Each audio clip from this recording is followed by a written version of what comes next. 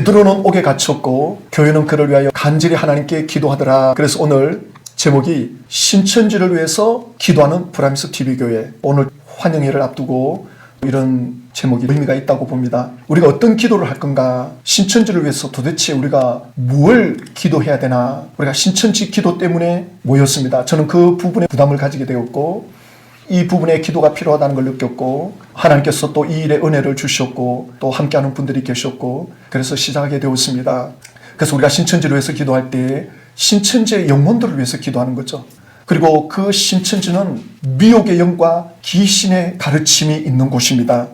여기에 미혹되면 심리학적으로 세뇌된다 그러죠. 그러니까 또 미혹의 영과 귀신의 가르침으로 가르치는 사람들을 위해서도 우리가 기도해야 됩니다. 그래서 미혹의 영과 귀신의 가르침이 떠나가도록 우리는 기도해야 되고 또 말씀으로 그들에게 증거해야 됩니다. 그리고 또 하나는 이 미혹된 사람들이 가정으로 돌아갈 수 있도록 많은 젊은이들이 부모님과 관계가 끊어지고 가정과 멀어지고 또 배우자의 관계가 멀어지고 가정으로 돌아가야 됩니다. 또 하나는 예수님을 믿다가 신천지에 들어간 분들이 있습니다. 이분들을 위해서 우리가 기도해야 됩니다. 그리고 세 번째는 이 탈퇴자들이 이제 탈퇴하는 거로 끝나지 않고 진정한 제사장, 참된 제사장, 신천지에서 왕같은 제사장이라는 잘못된 교리에 미혹되었다면 참 제사장이 되어서 하나님을 전하는, 하나님을 나타내 보이는 빛과 소금이 되는 구원의 통로가 되는 그러한 참된 제사장으로 거듭날 수 있도록 우리가 기도해 주어야 됩니다. 베드로는 옥에 갇혀 있는 상태입니다. 교회는 베드로를 위해서 기도합니다. 베드로는 내가 왜 감옥에 갇혔는지, 무엇 때문에 이 감옥에 오게 됐는지를 잘 알고 있습니다. 그러나 신천지는 이만희 계시록이라고 하는 감옥에 묶여 있습니다. 신천지에 있는 분들은 본인들은 감옥이라고 생각하지 않습니다. 본인들은 갇혀 있다고 생각하지 않습니다. 그러나 그들은 잘못된 신천지 교리라고 하는 이루어질 수 없는 허황된 꿈에 붙잡혀 있습니다. 예루살렘 교회가 베드로를 위해서 기도했는데 주의 천사가 베드로를 이끌어내지 않습니까? 오늘 우리는 이 말씀에 의지해서 신천지 안에 있는 분들이 주의 천사들에 의해서 이끌려 나오도록 기도해야 됩니다. 그들이 추수꾼이라 그러는데 추수하는 천사들의 도움을 받아서 사람들을 데리고 간다 그러잖아요. 천사 본 적도 없고 천사로부터 그런 지시를 직접 받은 적도 없으면서 세뇌가 돼가지고 천사가 함께하는 추수꾼이라는 그 착각으로 사람들을 데리고 가고 또 거기 가서 또 세뇌되고 피해자가 가해자가 되고 여러분 진짜 천사를 움직이는 분들은 하나님의 자녀들입니다. 우리가 진짜 천사를 움직이는 이들이 아닙니까? 예루살렘 교회가 감옥에 있는 베드로를 위해서 기도하는데 천사가 움직이잖아요. 우리가 기도할 때 주의 천사가 움직인다는 걸 믿으셔야 됩니다. 우리가 예수 이름으로 기도해서 신천지 안에 묶여있는 쇠고랑에 묶여있는 그들이 주님께로 돌아올 수 있도록 우리가 기도해야 됩니다. 에베소서 6장 18절을 보면 모든 기도와 간구로 하되 그리고 항상 성령 안에서 기도하고 성령 안에서 기도하라는 말씀이 무엇이겠습니까? 성령 안에서 성령 중심으로 성령의 인도를 따라서 성령이 이끄시는 기도, 내가 이끄는 기도가 아니라 성령이 이끌어 주시는 기도, 하나님의 뜻을 구하는 기도, 성령께서는 바로 그러한 마음을 우리에게 주시는 거죠. 그래서 기도에 깨어 있어야 되고 항상 기도에 힘써야 되는데 여러 성도들을 위하여 구하라. 또 다른 사람들을 위해서 기도하는데 과연 이것이 얼마나 영향을 줄까? 그런 궁금증이 저는 생길 때가 있습니다. 내가 지금 예수 이름으로 이 사람 저 사람 계속 기도하는데 과연 얼마나 영향력을 끼칠까 궁금해질 때가 있더라고요. 그 영적인 세계를 우리가 다 알 수는 없죠. 우리는 이 말씀에 의지해서 기도하는 거죠. 그래서 예수님께서 실제로 이런 예를 보여줬습니다. 누가복음 22장 32절을 보면 내가 너를 위하여 내 믿음이 떨어지지 않기를 기도하노니 너는 돌이킨 후에 내 형제를 굳게 하라. 예수님이 베드로 보고 하시는 말씀이죠. 실제로 베드로는 믿음이 흔들려가지고 넘어진 적이 있습니다. 그런데 그가 일어나요. 쓰임 받습니다. 그런데 예수님이 그걸 하시고 베드로를 위해서 기도하겠다. 그러니까 예수님의 그 기도가 베드로의 믿음에 영향을 끼친 거예요. 예수님께서 본을 보여주신 거죠. 그러니까 우리가 다른 사람을 위해서 기도할 때 그 기도가 다른 사람에게 영향을 끼친다는 겁니다. 주죠. 2주 전에 금정역 6번 출구에서 전도하던 집사님들하고 토론하겠다고 하니까 강사를 데리고 왔어요. 근데 이 요한치파 강사가 여기 박진석 성도님을 가르쳤다 그러더라고요. 고등부 과정을 처음 들었어요. 오늘 제가 이제 이 문제를 말씀드리면은 우리가 기도하자는 거죠. 자, 우리 함께 찬양하고 기도합시다.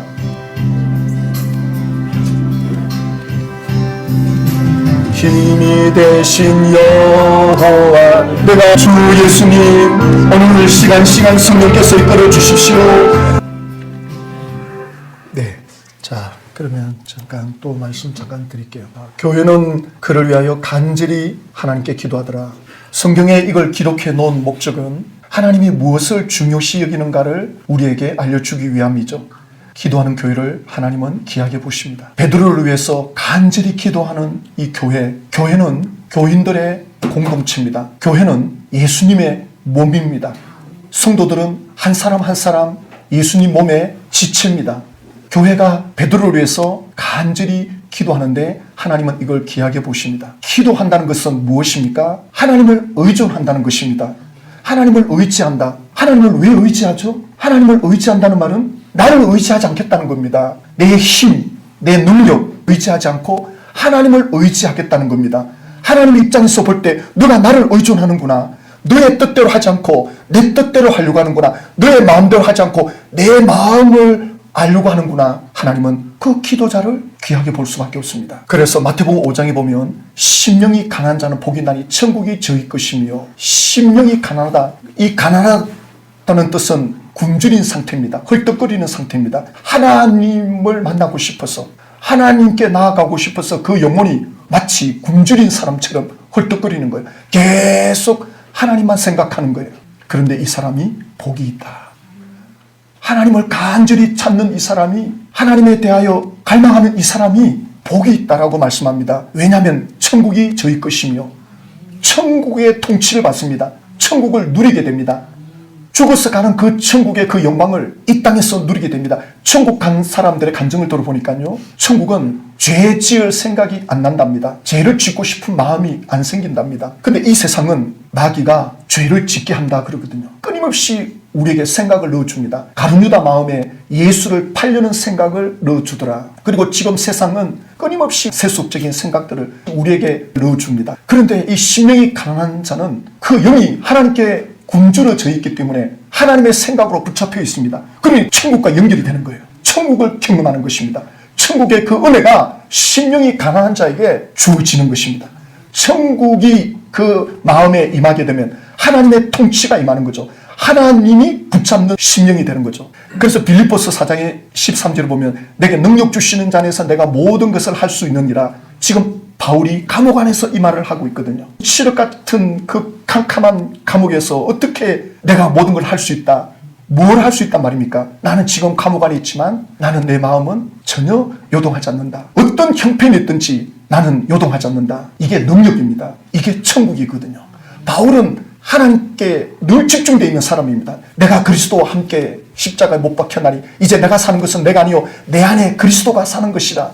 왜 사람들이 천국에 대한 간절한 갈망이 왜 약할까? 천국 가는 것에 대해서 좀 강력하지 못할까? 사도 바울은 천국을 너무 가고 싶어 했거든요. 그는 죽어서 가는 천국을 너무나도 사모했습니다. 그럼 왜 우리는 이게 안 될까? 제가 생각하는 거는 예수님과 친밀한 관계가 부족하구나. 예수님과 친밀한 관계, 그러니까 평소에 주님과 친밀한 관계가 안 돼 있으면 천국 그냥 죽어서 가는 거지 뭐. 이 정도밖에 안 되는 거예요. 그러나 주님을 한순간도 놓칠 수 없었던 분들, 내 삶 속에서 마치 심령이 가난한 자가 천국이 저희 것인 것처럼 하나님을 갈망했던 분들은 이 땅에서 주님을 그렇게 사모했다면 천국이 그리워지는 거죠. 천국 가는 날이 오면 올수록 흥분이 되는 거죠. 너무 기다려지는 거죠. 근데 왜 그런 게 없을까 할 때 주님하고 별로 친밀하지가 않는 거죠. 주님 없이도 내 힘으로 살아가는 날이 많은 거죠. 그래서 이 심령이 가난한 자, 예수님과 조금 더 떨어질 수 없는 그 심령으로 이 땅에 살았던 분들은 이 땅에서 천국을 경험했기 때문에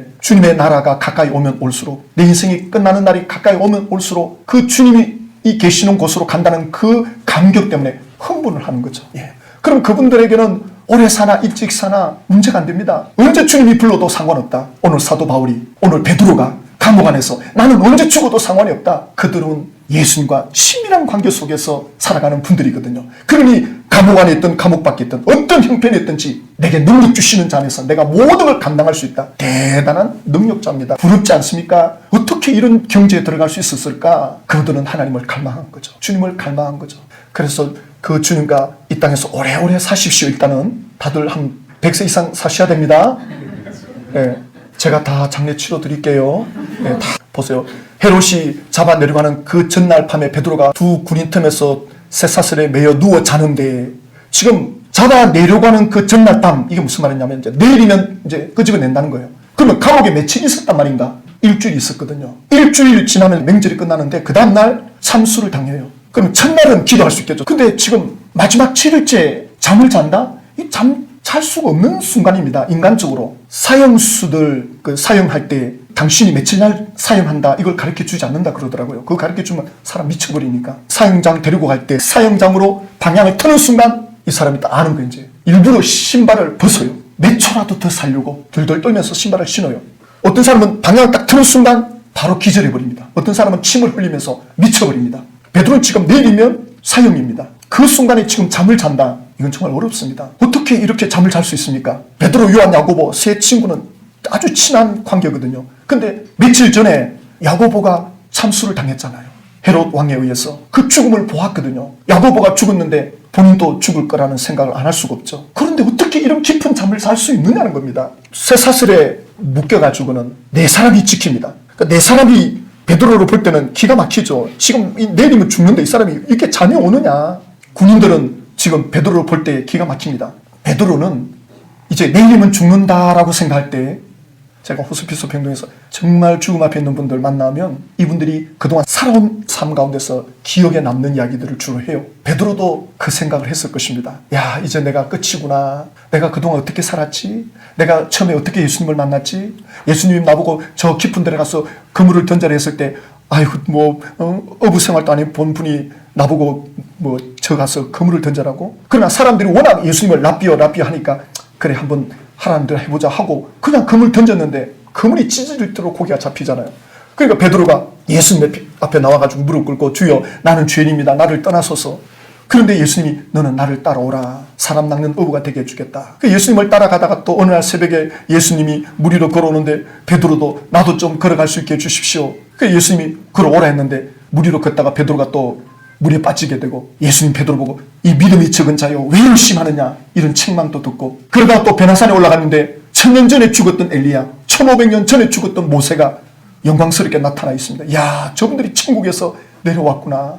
베드로, 요한, 야고보 이 세 사람이 보고는 기절하려고 그럽니다. 실제로 모세, 엘리야가 천국 가서 영광을 누리고 있구나. 그런데 예수님이 십자가를 지고 가니까 그만 또 기가 죽은 거죠. 그 무리들이 너도 예수님 제자가 아니냐. 그러자 베드로는 예수님을 3번 부인합니다. 그 옆에 있던 예수님이 베드로를 쳐다보죠. 그러다가 부활하신 예수님이 또 베드로를 찾아옵니다. 너가 늙어서는 원찮는 죽음을 맞이하게 될 거다. 미래를 말해 주시고, 그러다가 또 사도행전 2장에 가면 성령의 불을 받게 되고, 그래가지고 성경에 대한 계시가 열리고, 예수님이 어떤 분인지에 대해서 모든 게 다 열리고, 예수 이름의 권세가 얼마나 큰지를 깨닫게 되고, 사도행전 3장에서는 40년 동안 걷지도 못한 장애인을 바로 그 자리에서 금과 은은 내게 없거니와 예수 이름으로 일어나 걸어라, 이런 기적을 경험하고, 그리고 또 그 기적으로 인해서 예루살렘이 요동하지 않습니까? 그러니까 유대 종교 지도자들이 사도들을 감옥에다가 집어넣습니다. 감옥에다 집어넣는데 그날 밤에 천사가 나타나서 옥문을 열고 나오게끔 만들어줍니다. 그런데 며칠 전에는 요한의 형제 야고보가 또 순교를 당합니다. 죽음의 밑바닥까지 내려가봤고 또 천국의 영광도 경험해봤고, 그 베드로에게 지금 무교절이 끝나면 베드로는 순교를 당합니다. 그런데 그 상황에서 베드로가 잠을 청한다. 피곤해서 자는 게 아니죠. 주님 안에서 안식하는 겁니다. 베드로는 죽어도 좋고 살아도 좋고 그 모든 환경을 이제는 뛰어넘는 수준에 들어가 있습니다. 베드로가 이렇게 될 수 있었던 건 예수님께서 베드로의 믿음을 이끌어 주셨다. 예수님께서 베드로의 믿음을 자라가게 해주셨다. 베드로만 그렇게 챙기겠습니까? 오늘 주를 따르는 저와 여러분들의 믿음을 이렇게 이끌어가고 계십니다. 우리의 믿음을 이렇게 연단해 가신다는 것을 우리에게 보여주십니다. 주님은 이렇게 우리를 간섭하고 계십니다. 베드로가 그렇게 의심 많았고 두려움이 많았던 베드로인데 지금은 완전히 다른 모습을 베드로가 보여주고 있습니다. 이제 내리면 죽는데도 전혀 두려워하지 않고 깊은 수면을 취한다. 깊은 잠을 잔다. 이런 인간적으로는 이해가 안 됩니다. 빌립보서 4장 6절에 보면 아무것도 염려하지 말고 오직 모든 일에 기도와 간구로 너희 구할 것을 감사함으로 하나님께 아뢰라. 감사함으로 하나님께 아뢰라 그러거든요. 모든 일에 기도하되 그 대신 감사함으로 하나님께 아뢰라. 그리하면 모든 지각에 뛰어난 하나님의 평강이 그리스도 예수 안에서 너희 마음과 생각을 지켜줄 거다.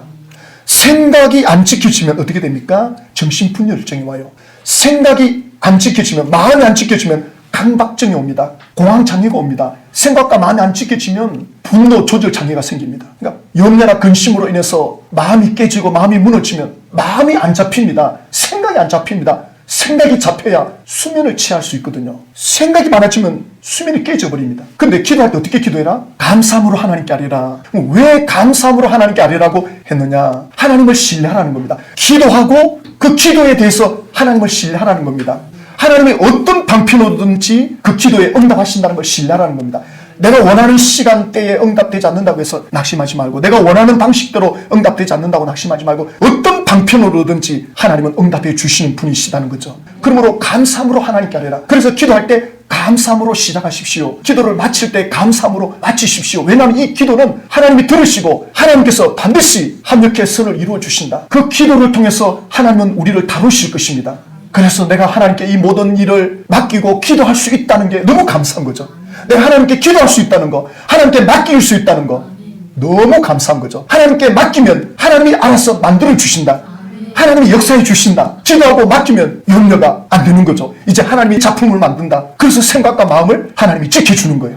그러니까 하나님께 감사함으로 기도를 들어서 하나님이 그 사람의 마음과 생각을 지키면 사도 바울처럼, 베드로처럼 감옥에 들어가도 요동하지가 않는 겁니다. 두렵지가 않는 겁니다. 감옥 안에서 두려움이 일어나야 되는데 천국이 생각나도록끔, 천국의 그 영광이 생각나게끔 붙잡아 줍니다. 이게 기도의 능력입니다. 이게 기도의 힘입니다. 우리가 신천지를 위해서 기도하고, 또 신천지 인류되어 있는 이들이 있을 겁니다. 또 가족들 중에, 지인들 중에 신천지와 관계되어 있는 분들을 생각할 때 너무너무 힘들죠. 우리가 기도하면 하나님께서 하나님의 방법대로 역사한다는 걸 믿고 감사함으로 하나님께 맡기는 겁니다. 그리고 그 하나님께서 내 마음을 지켜주시고 이끌어주시고 간섭해 주시는 것을 경험하고 체험할 때 하나님을 피부로 느끼게 되는 거죠. 이런 것들이 쌓이면 쌓일수록 믿음의 경지가 됩니다. 나중에는 이제 베드로의 수준, 사도 바울 같은 수준으로 우리가 들어가는 겁니다. 베드로가 감옥에 7일째 묶여 있었습니다. 교회는 그날부터 간절히 기도하기 시작했습니다. 왜냐하면 야고보가 붙잡혀 가는 순간 바로 처형당해버렸습니다. 그리고 바로 또 베드로가 붙잡혀갑니다. 그런데 마침 무교절이라 헤롯 왕이 일주일을 기다려요. 자, 그런데 예루살렘 교회가 간절히 기도하는데 응답이 언제 오느냐? 7일째 옵니다. 7일째. 왜 7일째 응답이 올까? 왜 첫날 응답이 안 올까? 왜 마지막 순간, 그 다음날 이제 죽습니다. 그 마지막 순간에 천사가 나타나서 베드로를 감옥에서 이끌어냅니다. 왜 이렇게 시간을 지연하실까? 누가복음 18장에 보면 하나님께서 그 밤낮 부르짖는 택하신 자들의 원한을 풀어주지 않겠느냐? 그들에게 내가 오래 참겠느냐? 나는 오래 참지 않는다. 속히 들어준다. 이렇게 약속하신 분이신데 왜 이 베드로가 일주일 동안 감옥에 있어야만 했는가? 사도행전 4장에서는 베드로가 감옥에 들어갔을 때 그날 밤에 바로 풀려납니다.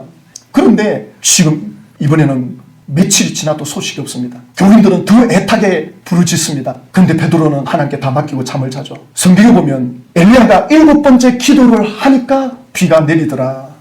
다니엘이 기도하는데 21일째 응답이 옵니다. 가브리엘 천사가 응답을 가지고 와서 하는 말이, 너의 기도를 듣고 내가 첫날 기도 응답을 가지고 오는데 도중에 바사 군대가 그 지역을 담당하는 어둠의 영들이 가로막고 있었다. 그래서 미가엘 천사가 와가지고는 그 전쟁을 치르고 오느라 늦었다.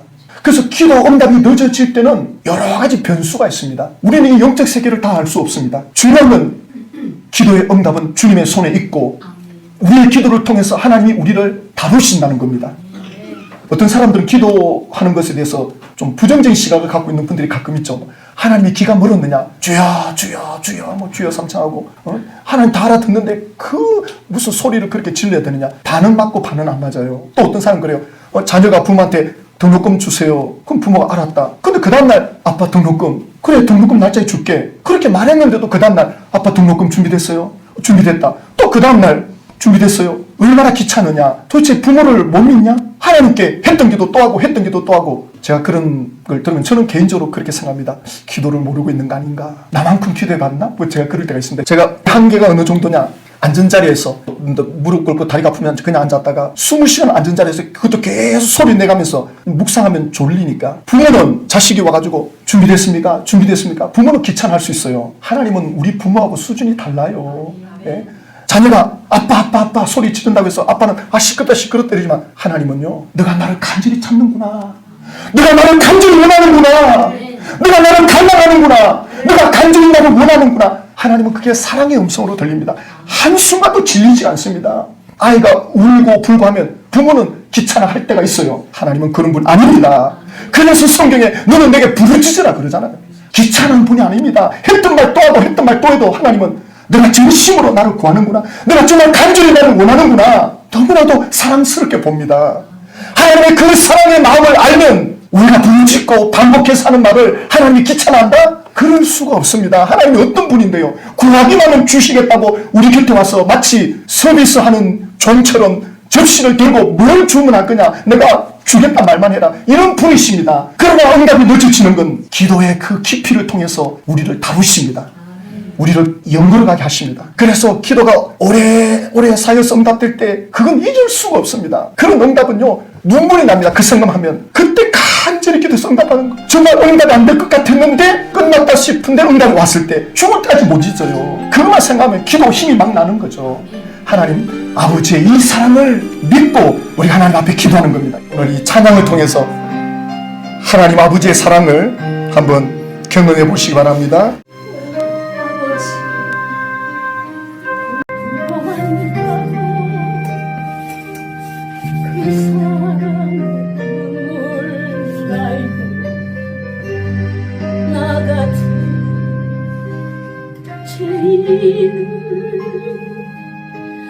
사랑하신 아버지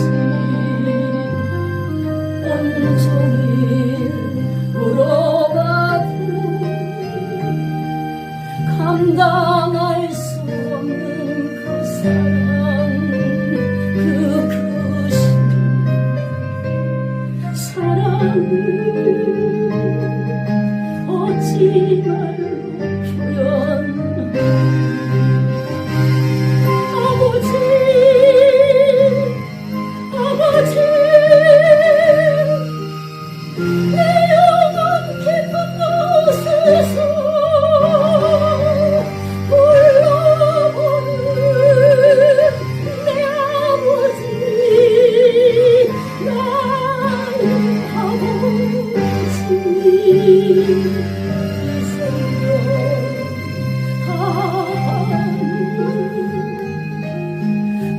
그날까지 지키시고 인도하신 참 좋으신 나의 아버지 생각만 해도 그 은혜에